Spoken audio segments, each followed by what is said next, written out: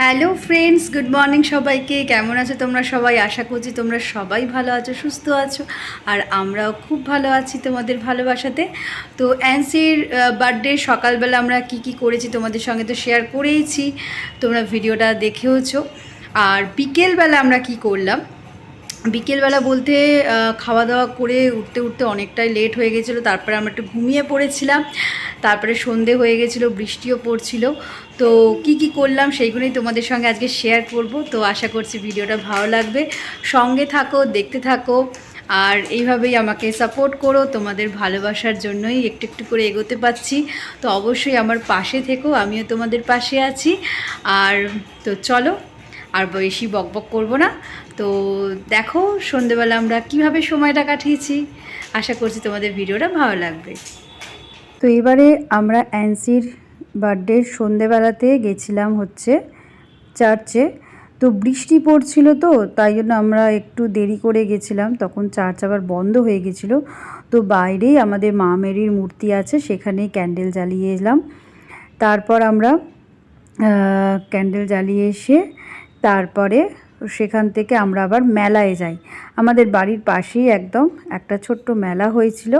তো অ্যান্সির বাবা বললো চলো মেলা থেকে ঘুরে আসি। মেলাটা গেলাম।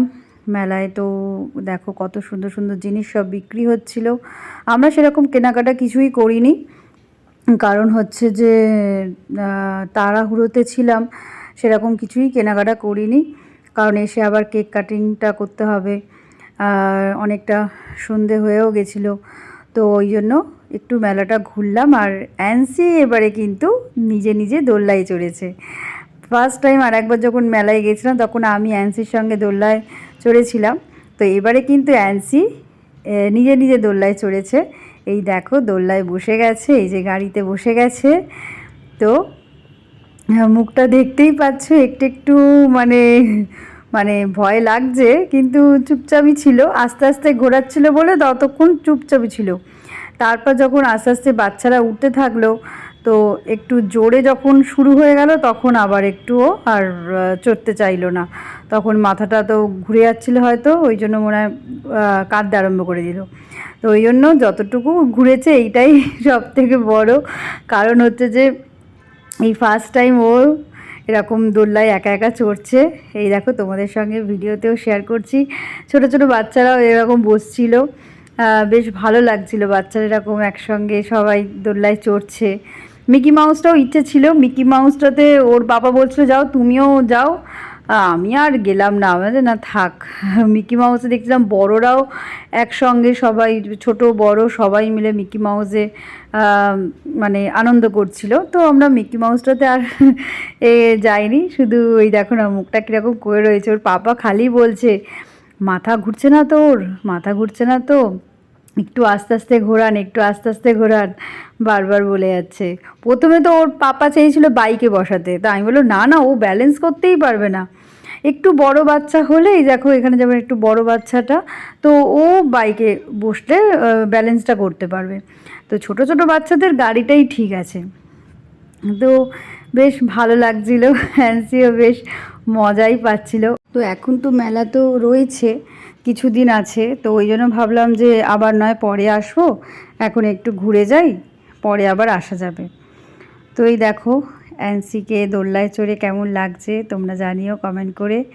ছোট ছোট বাচ্চারা বেশ দোলনা চড়ছে, বেশ ভালো লাগছিল দেখে।